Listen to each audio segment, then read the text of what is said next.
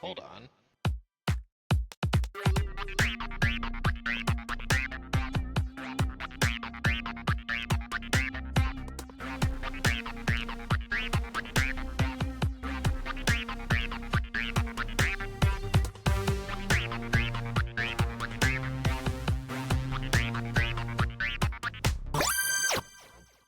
This is Power Hour, and I have Ryan, or as you probably know him, the TheKnexMaker here joining us. So yeah, Ryan, what is a question that you've always wanted to be asked on a podcast or in the comment section or doing a collab with somebody, but you never have been? This is the one thing that I was struggling to get any sort of answer for, because I got the cheat sheet, so I know some of the questions, and I wrote little notes down, and that's like the only one that I left blank because I was like, I don't know. This is the first podcast I've done, so I don't really have any experience of being like, well, they could have asked me about this or they could have asked me about that. That's fair. So there's, when you're brand new to it, as you are to podcast now, it's like you miss things and you don't really think of things. But I'm sure over the years or over the months, shall we say, because you can't commit to years nowadays. No. But over the months, you and I will get better at this, because I'm sure this isn't the last podcast that I'll end up on. No, I mean, but I'd say maybe I people asking me a little bit more about my personal life. Okay. I'd say that's probably the only real thing, because I am more than just the guy who builds roller coasters. I've got a whole enterprise in the background that people don't even know about. Wait, are you a Trekkie? No, I mean, I've got different branches. That's cool. Okay.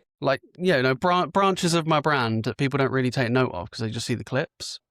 Okay. Yeah. No, I definitely want to talk more about that. By the end of the episode, if you don't think of a question, then I'll think of a question. So if you're watching this, no matter what, there's going to be a question there and you're going to have to find out what it is. Let's move into Take My Word for It. Ryan, you're going to tell me a story about yourself. Oh, yeah.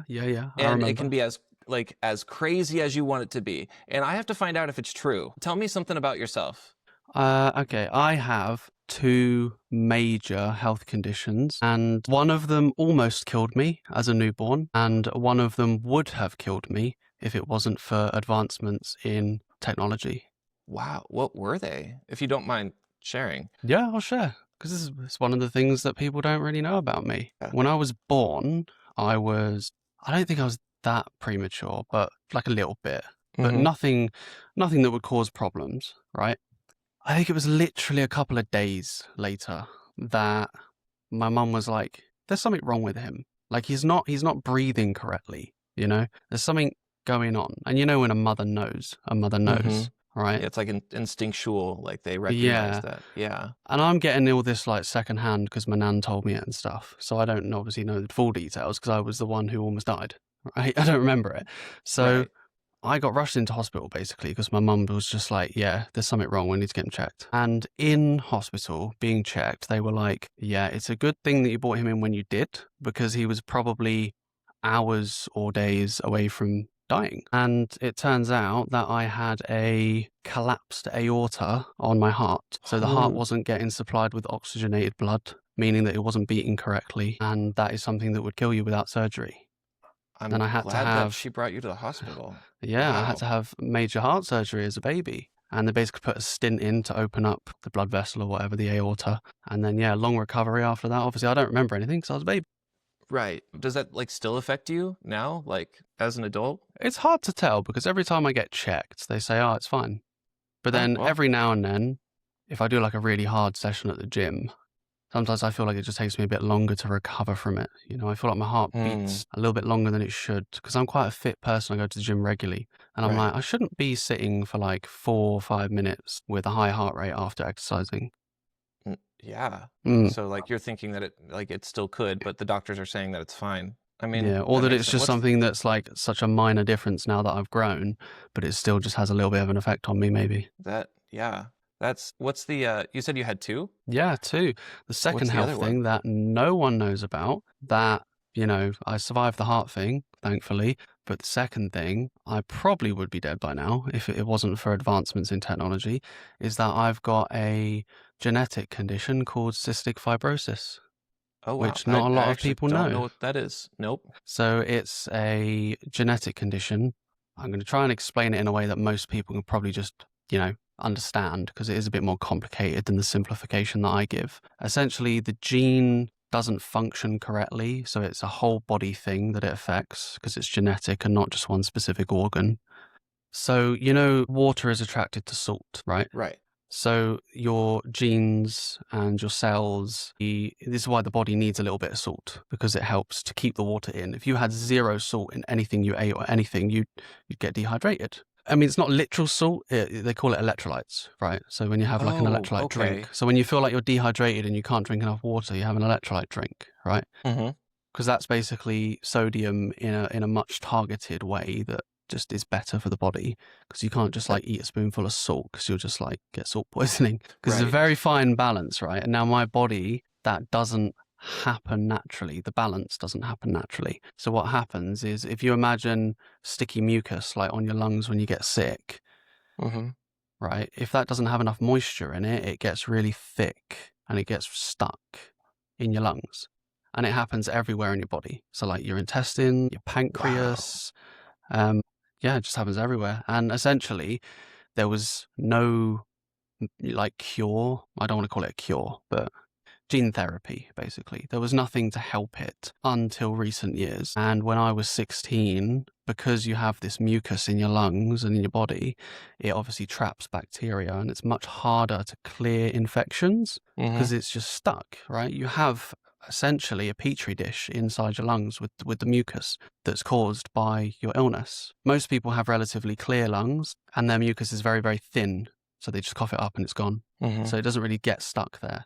Whereas if you imagine your lungs are like a sponge, right? So those tiny little holes get clogged up with this much thicker mucus, and it stays there for months or years on end. Wow. And then when you get infections, they stay there for months or years on end, and they really weigh you down, and they make you feel really drowsy and low energy, and you feel like you're just ill all the time. And because you've got a mixture of both this infection and, this sort of clogging of the lungs, you just feel like, you've got like a cold or something all the time. Wow. It really weighs you down. And it's something I where bet. you know for a fact that one day this will kill you, because you cannot have an infection for that long without your antibodies just not being able to fight it anymore. And then you just have it permanently. It's called a chronic infection. Now, people with CF, right, cystic fibrosis, they have nebulizers every day, right? It's like an inhaler, but a prolonged inhaler for like 10 minutes. It's like this smoke that you breathe in. It's an antibiotic. There's also another one that you can do, which is like hypertonic saline. It's like salt water. So it's like breathing in the salt water, so it loosens the mucus and the phlegm, so you can cough it up and get rid of it. Yeah. And yeah, when I was like 16 or 15, I was going through my adolescence phase, and I obviously was just getting fed up of life, and I was like, oh, this is too hard. I don't want to do it anymore. All the medicines, all the treatments. And I just gave my mum a really hard time about that. And I basically made myself sick because I didn't want to do the treatments. You can imagine, dude, 2 or 3 times a day, 10-minute nebulizers, all the tablets, the medications. It gets for a kid, that would be a nightmare. So long-winded, because I can't just go out and have fun. And at that stage of my life, I was still a healthy kid. The disease hadn't like kicked in fully or given me loads of big effects. So I was still kind of thinking I was normal or trying to live normally. But then I got an infection called Pseudomonas, which is basically a type of infection which to a normal person would be quite easy to clear. Couple of weeks, antibiotics done. It is that way with CF until it becomes chronic. Then you have it permanently. So it stays within the lungs, and you just have antibiotics to basically suppress it so you don't feel as bad. And I had that all the way up until I was about 22. So for about, 16 to 22 is about 6 years, I think. It's about 6 years, yeah. I had that infection for about 6 years. And during that time period, right, we measure the lung health. The lung health we measure. Yeah, I was a teenager. 6 years felt forever. Yeah, you go from being an older kid through your whole teenage years to then being an adult. Like that whole time period, I had this chronic infection.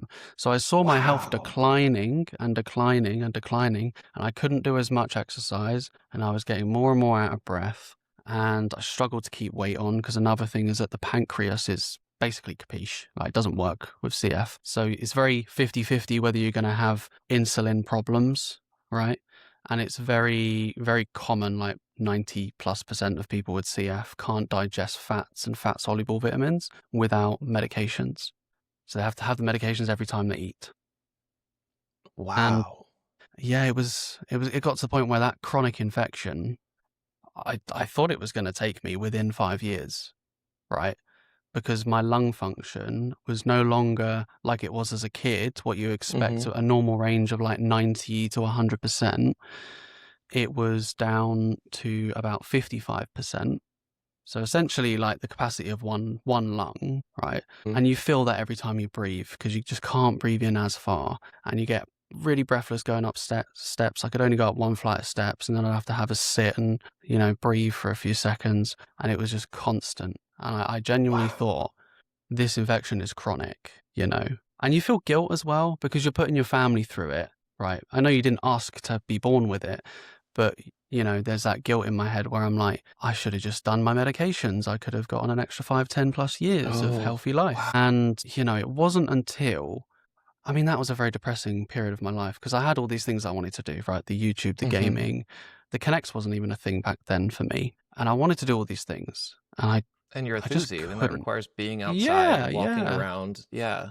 Yeah. And it basically got to a point where I was like, okay, what do I really want to do with my life? Because if my life isn't going to last that long, do I want to be working or do I want to be doing something that I love? And that was when I got back into like streaming and gaming. Right. And that was a thing that came first before the Knex. And then I think it was 2021 or 2022. I can't remember now because it was good number of years ago. So I think it's I think it was the very end of 2020. I think it was like October 2020. I got this breakthrough medication, essentially, by Vertex Pharmaceuticals. Now, I'm very hit or miss with pharmaceutical companies, as you are as well. Yes. Because they can be terrible. Yeah, but they've given me my life back here, because this medication is the first approved medication that treats the underlying cause of CF and not just the symptom. So it changes my genetic makeup as I continue to take it. And when I took it in October, I was sitting at like 55% lung function. I couldn't run for more than a minute at a time. Even though exercise was at that point the biggest thing that helped people with CF because it clears the mucus and helps us. You just can't because you don't have the energy. You're not absorbing the nutrients from your food as much because your pancreas is fucked. Right. You're also, your lungs are just filled with mucus. So when I got that medication and I took it, I was like, is this going to take months for me to see any effects? And are the effects even going to be worth, the huge price tag? Luckily I'm in the UK, so we don't directly pay for it. It's just paid for by our taxes. Obviously, that's a whole problem for another podcast, probably, when it comes to the American healthcare system. But oh, yes, 100%. I'm so glad I'm in the UK, or at least a country that we do pay for it out of taxes and not out of pocket. Because this medication, when it first came out in America, was $300,000 a year per patient. Oh, my God. And I don't know what bulk deal they got with the NHS in the UK, but I got it. And I was very close to not getting it because I only have one common CF gene. And the first medication for CF I missed out on a couple of years before because you needed both your genes to be the same, whereas I only had one common and one non-common gene. So I had to wait an extra couple of years to even try one of these medications. Wow. But the new one was the most effective one. And within the space of 24 hours, I'd say, I started coughing up all this mucus, like mucus that had been there for a couple of weeks. So it wasn't a lot, but after a few days, person, that's a lot of mucus. Yeah, it's a lot of mucus, for a long right? Time. Yeah. So I started coughing this up, and over the course of a couple of days, my lung function went from like 55 to over 70%. So I was already feeling way better in just 2 or 3 days. By the end of the week, the loose stuff was gone, and I was now coughing up these really like hard chunks of mucus that had been there for years. So you imagine like the sponge of a lung, those holes were getting unblocked because of this medication. And I'm not even kidding, by the end of the week, for the first time in, I think, my whole life, because I'd never ran as a kid, I managed to run a mile without taking a break. And I had over 85% lung function. Oh my God, I that's actually incredible. gained back one of the biggest jumps in lung function that my CF team had seen from the medication, and even they were shocked. Wow. Yeah. When did you say that this happened? When you started to get better? I think the end of 2020. I think it was like October that I got the medication. So it's been almost 5 years now. That's incredible. Like, I mean, I'm so happy for you. I don't even have any words. I'm like, thank you for sharing that. I mean, obviously, my job now is to say whether or not this is true. Like, I'm pretty sure that this is true. Like, all of this happened to you, right? Yeah. Yeah. I picked a true story because I thought it would be an interesting one, and it also aligns with, like, tell the audience something that they don't know about you. So I thought I could do both of them at once with that story. No, I appreciate you sharing all that. And both the stories, like, incredible. Both the stories are true. It's the heart operation, and they're both true.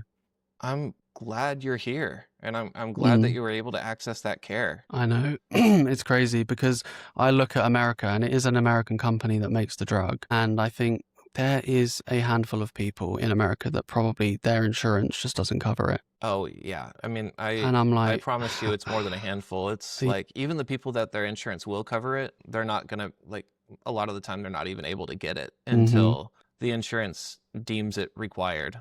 Which is, and the annoying thing about America is the company, because they make loads of money, they are giving it for free out of their own pocket to some people in America, but it's only the people who are very sick. So the people who aren't as sick, they're having to basically go through years of decline, struggle, not having to be able to work properly, and you guys have a terrible benefit system. I mean, we got a bad benefit system here. We can't pay the bills if we're out of work, but yours is even worse. And if you're out of work because of sickness, at least in the UK, you get a bit of extra money on top of your unemployment. In America, it's way harder, isn't it? Like, you just don't get... Oh yeah, unemployment's not even your full wage. Yeah. And if you're sick, you're not even guaranteed paid time off. Like, even if it's something huge, and you don't, even if you can't, even if you're not leaving your job, if you're still working, but you have to take a couple of weeks off or something due to a medical issue, here, it's not even guaranteed that you'll get paid during that time. Yeah, it's totally up to the company in America. Whereas in the UK, we have at least some surface level protections. They might not be as good as other European countries, because a lot of that has kind of slowly been stripped away with, naturally, the parties that this country has unfortunately voted into power the past 20 years. We are leaning more towards America side of things, which I'm not looking forward to. But there is signs of that changing. So hopefully, fingers crossed, we do get better and we don't fall into America's trap. I hope not. Like, I hope that you don't. We are not a good influence. And no. From what it seems like, there are, the conservatives over there are trying to are lining up the path to be more like us. Don't like it. And yeah, that's awful. Yeah, thank you for sharing that. Yeah. But now, everything that I have now and everything that I've built the last 5 years with social media has all been because of that medication, Yeah. There's a small chance that I would probably not be here right now. But when I get to the age of 30, I'm 27 now, I feel like 30 to 32, because that was the average age of people with CF before the medication, that they would die. So I feel like because I got that infection quite young and it did eat away for many years, I don't think I would have reached 30 without this breakthrough in medicine. Whereas now I'm looking at more 60, 70, and I'm quite a fit, active person. So maybe longer than that if I stay fit and active. Yeah, I mean, you've beaten the odds so far, Yeah. So, yeah, that's amazing. That is so incredible. Yeah, thank you again for sharing that. Go ahead. No. Yeah, I was going to say, because there's a lot of CF channels that were quite big, right? So people with CF, and they would always make vlogs about, I'm declining, I'm this and whatever, and they were able to start full-time channels out of it. And then what I saw was that once they got the medication, they were really lost, because then suddenly this thing that defined their whole life was kind of gone. They just take a couple of pills every day and they're fine, Maybe not 100%, but 90% is still feeling completely normal compared to feeling like 10-20% every day when you wake up. So now they've got all this extra energy, and their whole life and channel and income at that point was based around social media of cystic fibrosis. So they basically just went off the face of the earth and did something else. Everything they had built for years no longer defined them, and they just went off and did their own thing. So when I got back into social media, I said, I'm not going to use my CF as a way to get extra clicks and views. I'm going to do something that's just totally unique for me, something that I enjoy. I'm not going to let my CF define me. And that's when I did things like gaming and Knex. That's amazing. Wait, 1 second. My security thing is going off. I'll be right back. It's stupid. Right. Sorry, I've made so many calls about that. Oh, my camera's being crazy. Nobody seems to know why it does that. But you live in an apartment? Yeah. I'm in a townhome, but when I moved in, there we go. Nope. My camera's doing crazy stuff. Yeah, when I moved in, like, this place apparently wasn't even supposed to have a security system. Like, and so like everybody was surprised. And it beeps every morning at like 10 a.m. And like no matter what. And like it's not a loud beep, but it's repetitive. Like it beeps once every like 3 seconds. That's annoying. It is so Surely there's a way to go into the settings and be like, just quiet, shut up. Right. Like I can tell it to stop beeping until the next day, but that's all I can do. And I've called the company that made that security system. And obviously like I've called my landlord and stuff, and nobody knows. So I'm probably just going to go in and like remove it. Like just remove the speaker. Just get rid of the speaker. Yeah. Cause it's like, it's so infuriating. Like I can't even sleep in because ever since I moved here, because that thing keeps going off. When I first got my 3D printers, they made a big loud noise when you turned them on, like a big tune. And I was like, how the hell? I don't want to listen to that every time it finishes at the middle of the night. But luckily I could turn it off in the settings. I feel like that should just be a normal regulated thing, that if your product makes a sound, there's an off button. Yeah, like there should be a way, no matter what it is, to just mute it always, you know? But yeah, no, like I can tell it to shut up until tomorrow, and that's my only option. So I would have built a soundproof box around it by now. Right. Like I mean, I don't have a 3D printer. I used to, but like it stopped working a couple of years ago, so I don't have one anymore. But that sounds like it was one of the older style ones. It was super old. The new ones are really good. They're really reliable. And I'm not going to mention any brand names because they should come and sponsor one of us. That's smart. Yeah. I mean, like I've seen the stuff that you make on your channel, like the trains and everything. And I'm sure you make a million more things other than roller coaster trains. But like, I don't think that I would have been able to do that with my printer. Like my printer was huge, but it could only, like, the space that it printed in was so tiny. Oh, really? Yeah, like it was like. Was it like one of those first generation printers? Because I had one of the old like Ender clones. Remember, like Ender came out with their like sort of new at the time, like making 3D printing accessible because you no longer had to build it yourself. It was the first generation of that, and nothing was auto calibrate. You had to level the bed, you had to tighten the nozzles, you had to do everything yourself. Right. And it wasn't even the proper Ender; it was a clone, so it was a cheaper clone of an Ender. Every print I did like failed. I can't believe I launched my shop on that printer because the prints looked terrible. Oh, wow. Now, when I look back at it, I was like, I was selling that. Speaking of which, I'm adding his shop in the description. So if you want to go and look at that, if you're watching this. Thank you very much. Yeah, definitely check that out. You make some incredible things. But we do sell out often, which is a good problem to have. I can't keep up with demand, and that's the best problem to have. That is true. That's the best problem. That you want that problem. Just trying to balance space on getting more printers. Man. Do you have like a dedicated space where you do everything? Like that's actually a question that I've been wanting to ask you. I've seen like your videos, and like it like you have so much open space wherever you're building stuff. It seems that way, but you know how I've been able to get that? Because I just have a fairly normal sized bedroom. I mean, actually, this is small for America, right? Because it's the UK and our housing is terrible. We're actually voted as the worst housing in the world right now, in the modern world. Really? Yeah, You're we worse have than ours. yeah, we have one of the smallest square foot to price ratios. We've beaten Canada and Australia now. I think Oh it's the my last couple God. years it got really bad. But yeah, literally what you see behind me is everything. So that's my bed up there that I built myself. Wait, I see it. Oh That's my my bed. gosh. That's I just built myself a an bed incredible use because, of space. yeah, I need the space. So my desk is under the bed. My workshop is to my Mm-hmm. right, which along the back wall. So it's another little stand-up desk that I just put some pieces of wood on and just used my old backboard of my old bed to basically be a workshop top. So I could have a Right. standing desk because I don't like being at my desk when I'm like filling orders and stuff. I want to stand up and do stuff. Mm-hmm. So I've got my one printer just to my right, which is what I call my testing printer. So I do all my test prints and stuff. It's also just the one that I single color prints on. And then the one at the other end of the room is the multicolor printer. That's the more expensive one, and that does all the final products. Yeah, that makes sense.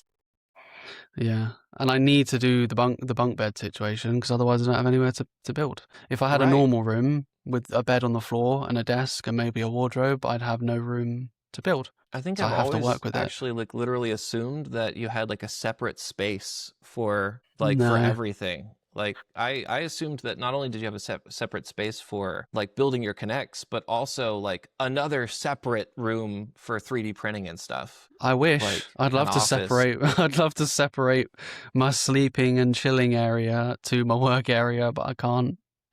Everything's Wow. so expensive. I mean, I looked into getting an office, like a workshop space, Mm-hmm. somewhere just twice the size of my room, just so that I could fill orders and build projects. And yeah, it was too expensive. It was like $1,200 a month, which is like $1,500 or $1,600 a month. Jeez. Which is Wow. too expensive. Too expensive. Yeah. Just for that little bit more room. Yeah, just for like one extra room, basically. Right. It's not Yeah. enough.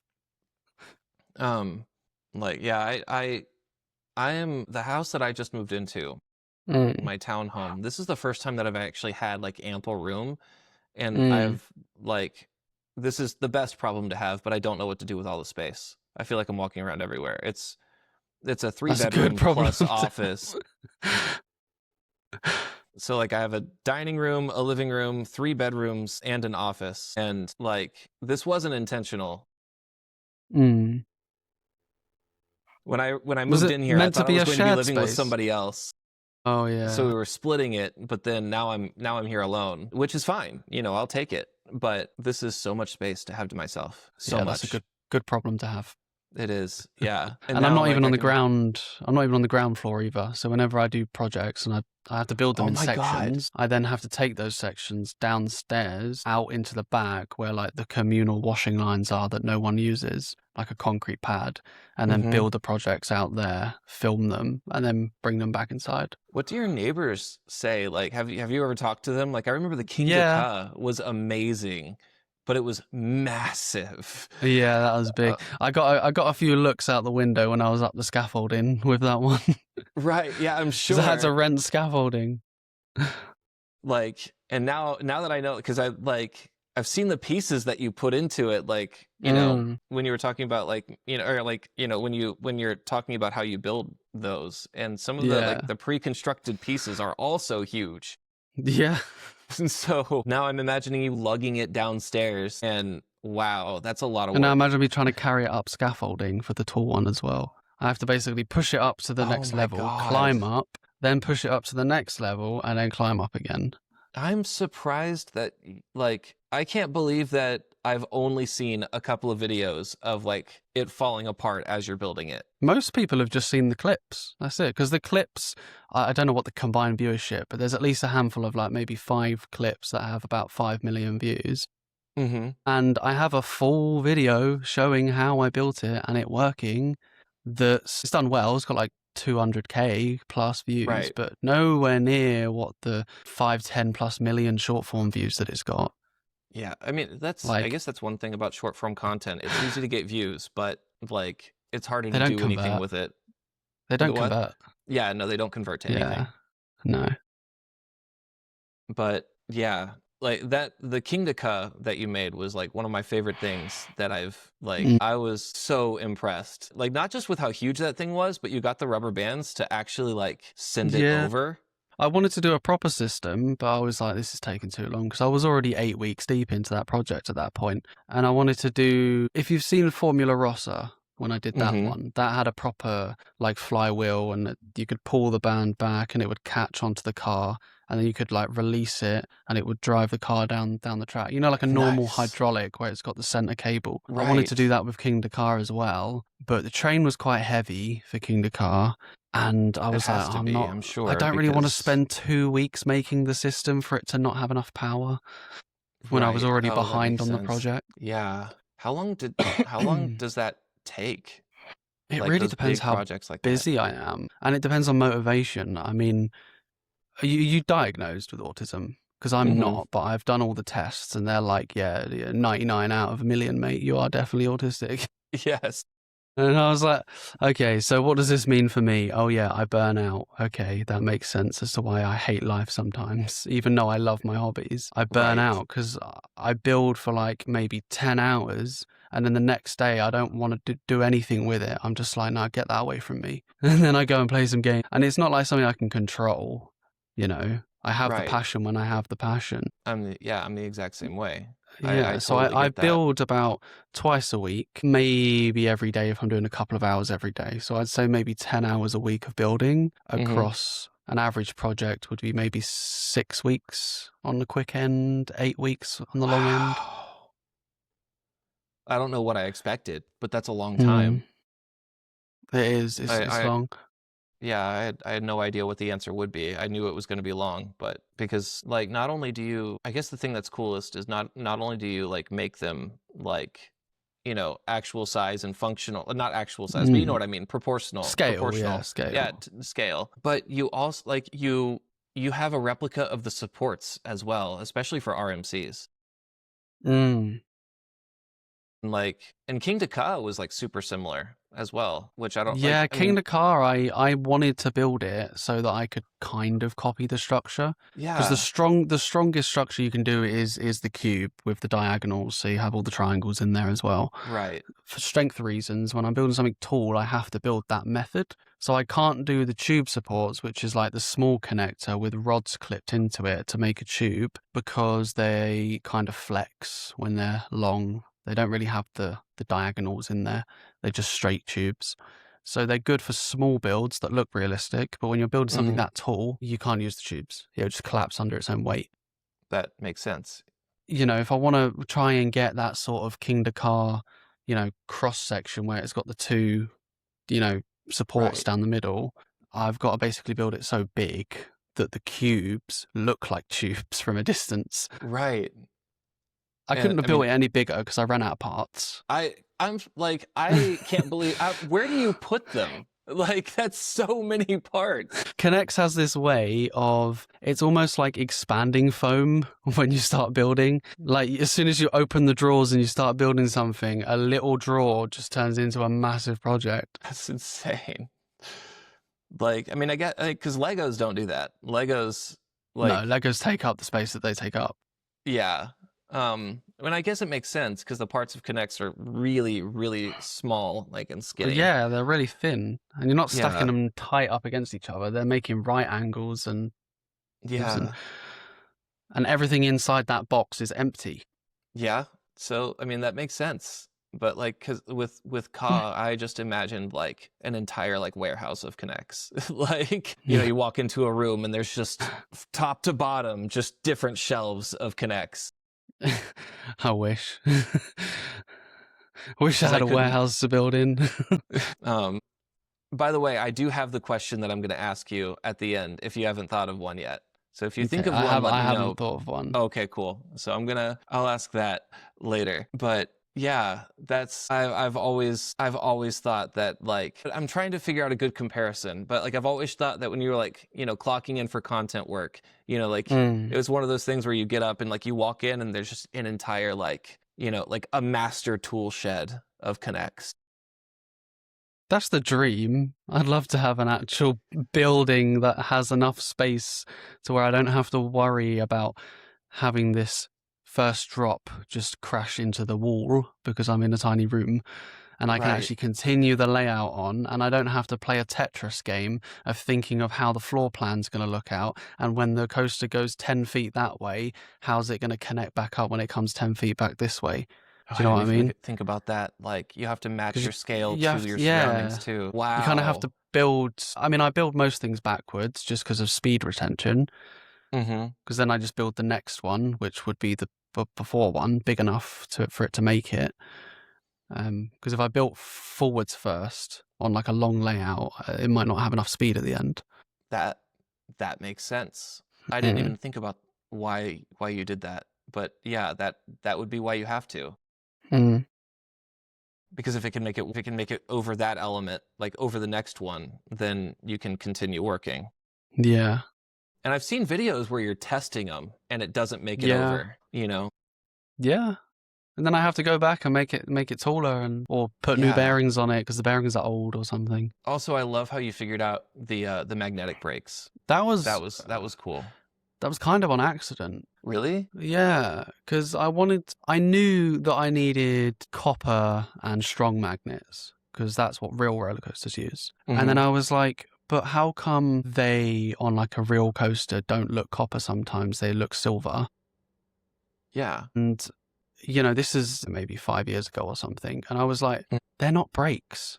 They're LSMs. They're launches. And I was like, but they act as brakes. And I was like, why?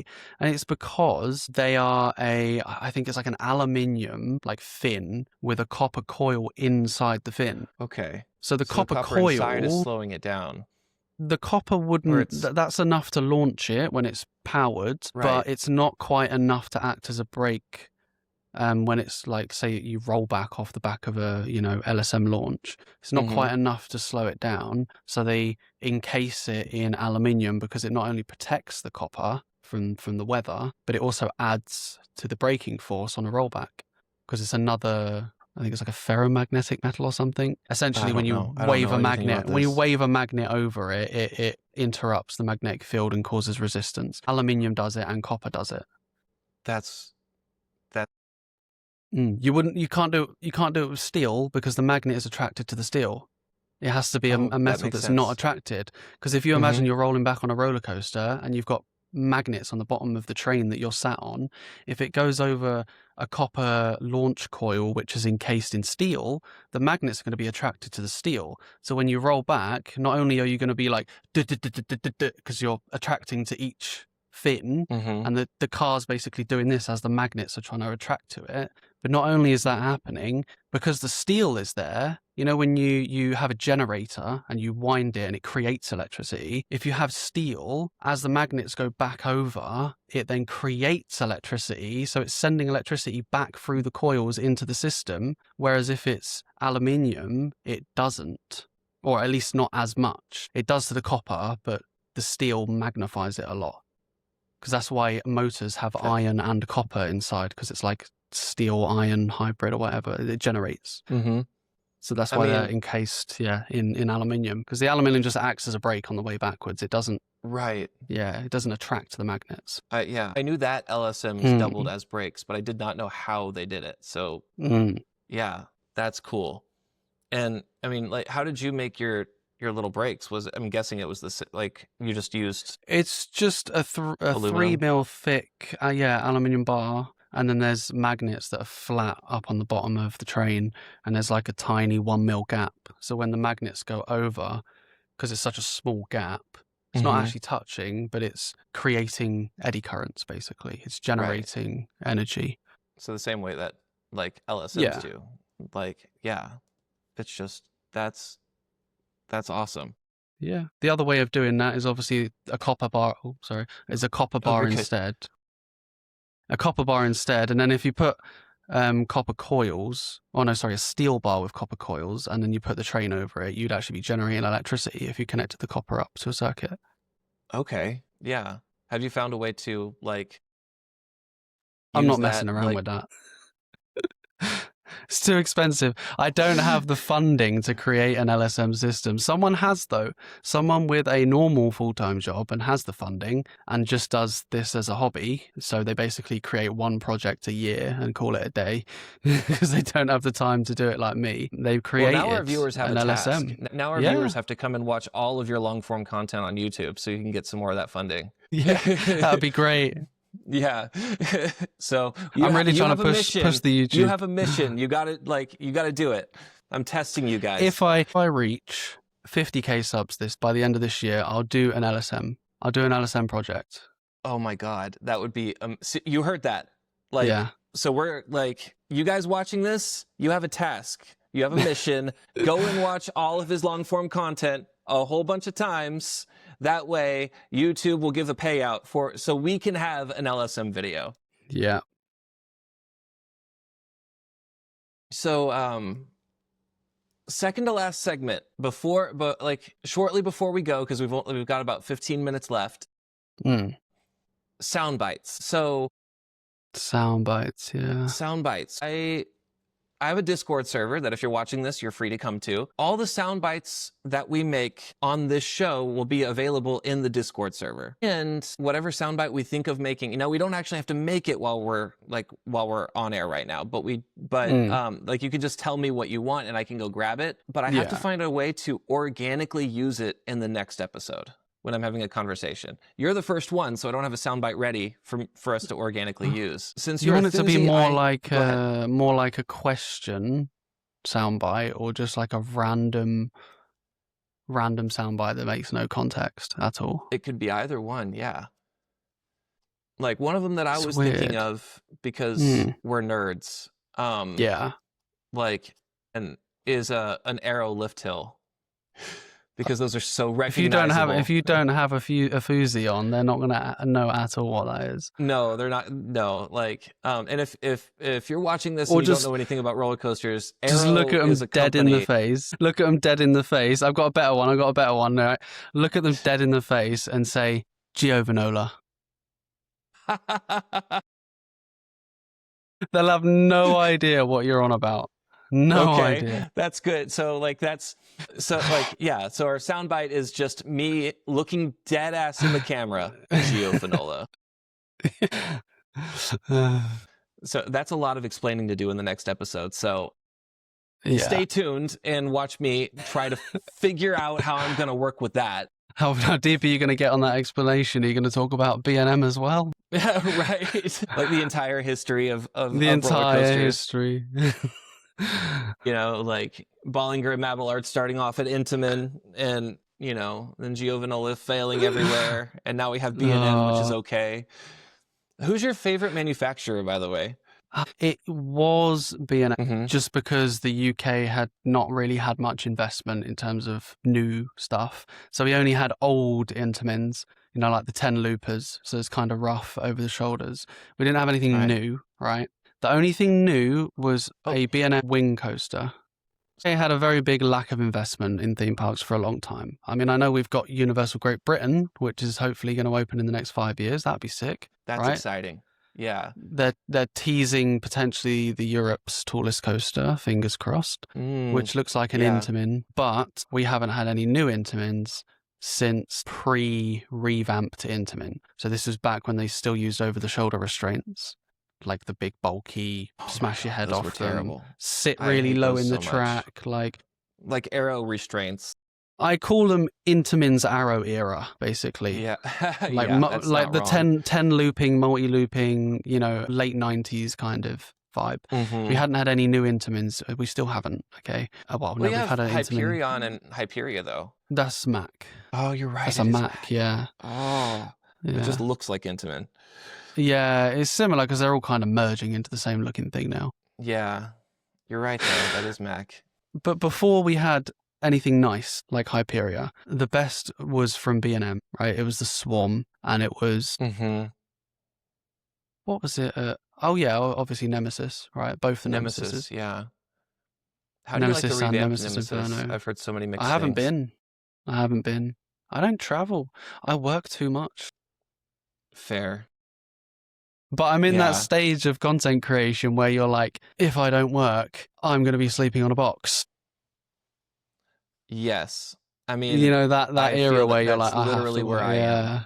Yeah. Unstable starting era of where you just started doing it full time. Mm-hmm. Yep. So I'm sure I will travel and do a lot more later on. But I've been on the original Nemesis, and that was good. The original Nemesis looked amazing. It was. I mean, the new one does too. It was. But I've heard mixed things. Some people hate the new Nemesis. Well, that's because B&M has had a bit of a period of, I think it was cutbacks or something in quality since COVID. So they kind of weren't really being as strict with tolerances, and things were kind of a little bit shaky and rough, which was, you know, when you're a manufacturer that has no shake and it's glass smooth, it's noticeable when it starts happening on a brand new coaster. I've been on some of the B&Ms, like the newer B&Ms that people say have a rattle, and compared to old B&Ms that really have a rattle, like, yeah, it's worse than another new B&M, but like Dr. Diabolical at Fiesta Texas gets so much flack for being rough. It's not glossy smooth, but it's also not it doesn't headbang you either. Like, it's fine. Yeah. I mean, us enthusiasts like to complain a lot about things when they're not 100% perfect. Yeah. I am worried about Tormenta, though. Like, have you heard of Tormenta? Like, I mean, I'm sure you have. Yeah. Yeah. Like, are they doing something differently, or have they got a bad company in for the footers or something? Well, like, I don't know if they're doing anything different, but I mean, it is B&M, but it's a Giga. And it's coming to Six Flags Over Texas, and it's a Giga dive, which the dives are normally quite smooth, but I've not ridden the new ones. Yeah, I mean, Dr. Diabolical was the only new one that I've gone on, but it's not rough. Like, it's fine. You can sit in the back row and like it's fine. Dr. Diabolical's less than half the size of what Tormenta is going to be. Yeah, that's crazy. Yeah. It's gonna, you know, like that dive is going to be 309 feet tall. It's crazy because I've been on Red Force, which is 360. Yeah, but that's a launch. It's not a dive. It's different. That was a little bit rough, by the way. Red Force. Red Force? Yeah. Dang. It's just, I don't know what it is. Maybe it's the trains, because Intamin have changed the trains, I think, by the looks of it since then. But when you're launching down, by the end of the track, you're literally like jolting, and I know you're going 110 miles an hour, but it's only 2017. It shouldn't be that rough. Yeah, no, I mean, I wouldn't think it is. Apparently, like other, like that same model in other places, like in like Top Thrill Dragster was way taller, and apparently Top Thrill Dragster, even when it was Dragster and not Top Thrill 2, apparently it was glossy smooth. Yeah. So. Well, Stealth at Fort Park. Oh yeah, Stealth too. One of the only existing hydraulics, like maybe 3 of them left or something, and that's glossy smooth. Yeah, and it's older than Red Force. I don't know why Red Force is having problems. That's yeah. So for the last segment, I'm going to ask you the question now. Okay. And it's dumb, and I know it. Just prepare for IQ level 0 question. Oh, here we go. Yeah. So in my mind, you are a master K'NEX builder. And thank you. You build stuff outside, and they're fucking massive and insanely impressive. Thank you. Have you ever considered making a backyard roller coaster out of K'NEX? Like an actual one, like heavily enforced to where you can ride it, and like you have like in order, so like even if it's just like, I don't know, 20 feet in length or something, so that way you have an exclusive credit that nobody else has. Yes, I have considered that. Really? It's not even a silly question.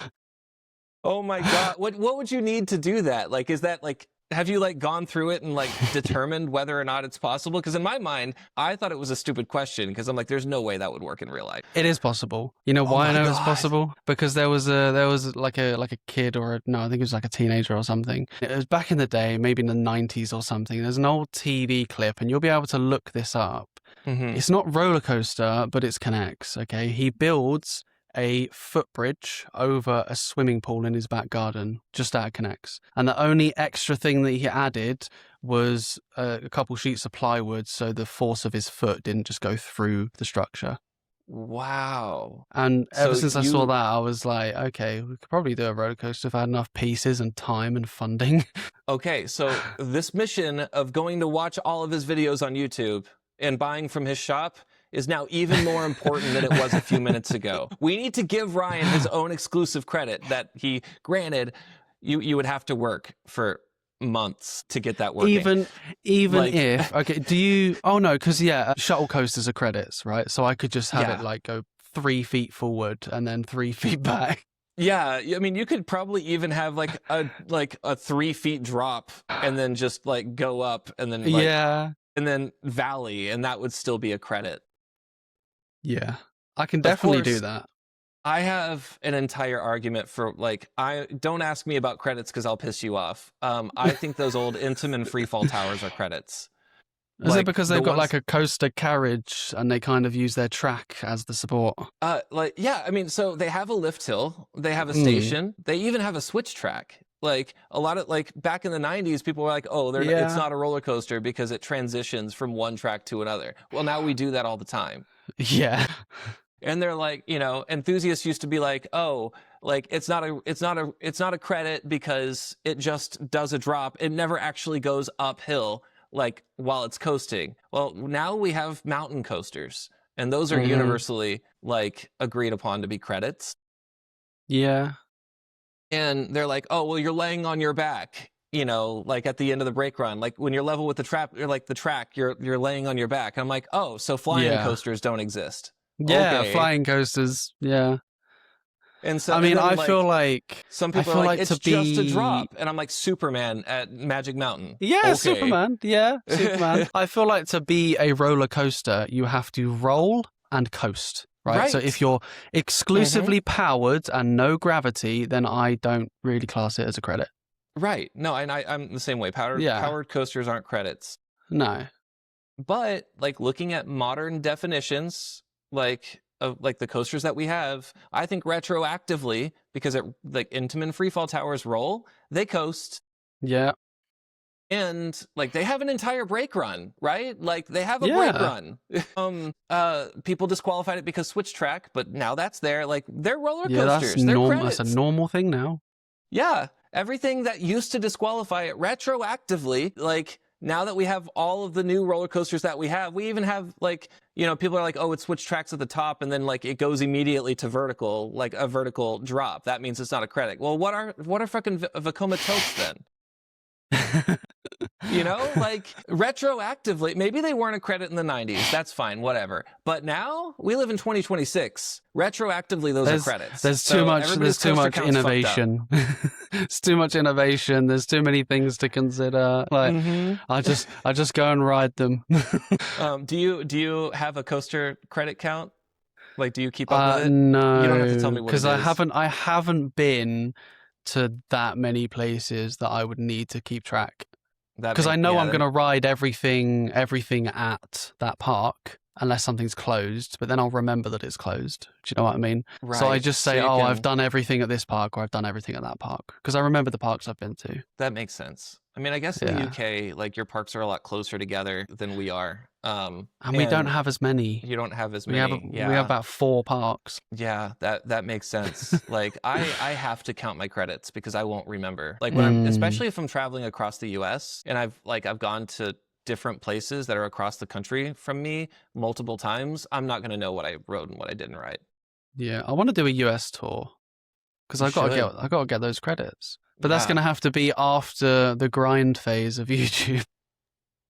Yeah. So again, guys, go watch all of the long-form content. I do have a strategy this year to build more recognizable coasters because I messed around last year doing just a couple of bits of crap that just didn't perform, you know? Like I'm not at that level yet where like I'm recognizable. It's just still the title and the coaster being recognizable to get people to watch it. So yeah, this year I'm trying to lean heavily into that. So I'm doing things like Velocicoaster, stuff like that. Yeah.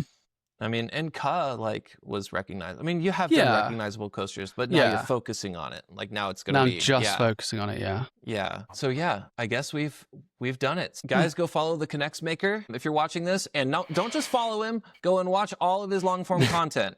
I don't care if you're just leaving it up while you're at work. Go watch all of his long form content. So not only can we make a kick-ass LSM launch in one of those videos, but so we can have an exclusive backyard coaster credit, and now so we can come to America so he can ride the American roller coasters. That's super fucking important, guys. Go do it. Well, if I ever build one, a real one out of Knex that you can ride, you're gonna have to come and ride it. So me and you are the only ones that have the credit going. Yes. Right now, the only like impressive credit that I have isn't even impressive because it's a credit, but I was the first one to ride an I'm the first member of the public to ride an RMC. Really? I was invited when the Texas Giant opened, so I traveled over. That's a good credit. Yeah, it was amazing. They had an entire day for press. Like I won like a contest like on Facebook. And I traveled down to over Texas, and I took a friend with me, and I just marathoned Texas Giant before it opened all day. Like, that's crazy. And the press was there taking pictures, and like they wanted to use me and like the person I was with, and like they had like, you know, Six Flags, like over Texas's workers were there, and like the mayor, and like Alan Schilke was there. I didn't actually get a chance to meet him or talk to him, but he was there. And yeah, so like, and I didn't know that RMC was going to be a whole thing when I was there. You know, I was just excited because that was like, I thought it was new and cool. Yeah. What were you guys thinking about that when that opened? Because that was before RMC really did anything, and that was like their first project. It was, and they like smashed it out the park. Like, yeah, so many people like, especially people that lived in Texas were furious because, you know, the original Texas Giant was a world-renowned roller coaster. Like, and now they're going and fucking with it, but it was a din, you know, just like, you know, Mean Streak was. The new Texas Giant was falling apart. Yeah. For those of us who were actually on it, like, the year before they closed it to RMC it was not a fun experience anymore. Yeah.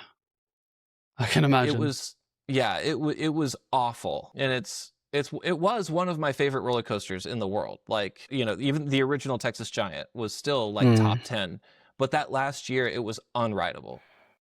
Yeah. The last few years, honestly, like the last like 5, 6, 7 years, like it started, like it got unreliable, and then it just kept getting worse. And they even got other companies to retrack it. They added additional supports. Like they did whatever they could, and they just could not make it work. It just doesn't work. You just can't bring back a wooden coaster to its glory without replacing the whole thing or just retracking the whole thing. And people were mad because, you know, they didn't like. We were like, I remember I was on, you know, enthusiast websites, like arguing with other enthusiasts about like what material the wheels were going to be made out of, you know. Things that us nerds do that normal people are like, why do you care? Right. And yeah, like I so many people thought it was going to be a bomb, and they thought it was going to be super unreliable because the steel track doesn't allow the wood structure to flex, you know. And so they were like, how are you going to handle that physics? You know, the whole point of a wooden roller coaster is the roughness. It's supposed to be bumpy, and like everybody was complaining. And then we finally got a chance to ride it, and nobody believed me when I got off of it, and I was like, this is literally the best roller coaster in the world right now. And like, I was like that when I got off of when I got off Zadra in Energylandia. That looks incredible. I really want to ride amazing. Zadra. I mean, Iron Gwazi definitely is above it. I can just tell that from the layout. Steel. Well, I don't know, honestly, because maybe Steel Vengeance as well. Stall looks incredible. Hyperia's stall is better. Oh, I bet it is. Hyperia's stall looks absolutely insane. Because Zadra's got the RMC first speed. Drop looks insane. Oh, it is. What is it? RMC has the speed, right? So you got, even though you go through upside down the whole time, you're kind of being pushed into your seat still a little bit. Oh, so it's not true hang time. It kind of feels more floaty. So you do feel a little bit of air time, but you're not like hanging upside down, you know? Right. Whereas on Hyperia, you already gone round the outer bank really slowly and hanging off the edge. And now you come up into that stall really slowly. And you also flip. the physics help because you're flipping over because of the turn already. Like you're already, like your shins are already, or your thigh, like they're already, your thighs are already like on the restraint. Yeah, so when you go upside down on Hyperion, you are just hanging. Especially if you get a cold run when it's running slow just after testing on like a cold day. That's really good. I bet that is magical. I mean, they've tuned it that way because it rolls back sometimes in testing and they have to close it for a couple of days. Like, how have you got a lift hill coaster rolling back? But I mean, I'm sure it's worth that reliability issue for that stall. Because that stall looks amazing. They just have to remember to put all of the water dummies in morning testing, which you don't normally have to do for any other coaster. And also, Hyperion needs it. Hyperion can't recover itself either because there's no LSMs at the bottom of that valley. So, like, I think it'll be a point where maybe if it keeps happening as the wheels degrade and it gets slower, maybe they put a little transfer at the bottom so they can just quickly redock the train. Oh, they should. They should think about doing that. Mr. Freeze needs to do that too. Both Mr. Freeze clones, when they valley, there's no going back. They just have to disassemble the train. Yeah. Call the crane in, get it off, close for 2 days. Yeah, it's gone for the rest of the week. No more freeze. Yeah. Though, like, well, at least Hyperia's not a shuttle though, so they can take one train off and then reopen it because they got 2 trains. Yeah. Well, the one in Over Texas they can. The one in Over Texas has a switch track in the station, so they operate 2 trains. Oh, that's all right. Shuttle. Yeah. That's good. But it takes them because of where the Mr. Freeze is located, it takes them forever to get the crane in, though. So they just, if Freeze stalls at Over Texas, it's down for the whole day. Luckily for Hyperia, the concrete pad for the maintenance crane to get up to the top, right, if they need to replace any like gears or chain sections or something, they they already put a concrete pad and a pathway for the crane to get there, because they thought about that in maintenance terms. So it just so happens that where it is prone to valleying, but no, it just so happens that they were thinking about maintenance, and where it happens to valley is just luckily where the maintenance pad was built extra. So they didn't so it's just coincidence. Yeah, they didn't know it's just it was coincidence valley all the time. No. Luckily they were already set in the right location. So lucky. Well, thank you again for being on the show. If you're watching this, gonna drill that in one more time. Go watch all of his long form content. Get him that funding so we can do all of those things. Because I want to travel to Europe and ride an exclusive backyard coaster that was built by one of my friends. Let me do that too. So thank you Ryan for joining. It's been a pleasure. It's been good. And hopefully I'll have you back on soon.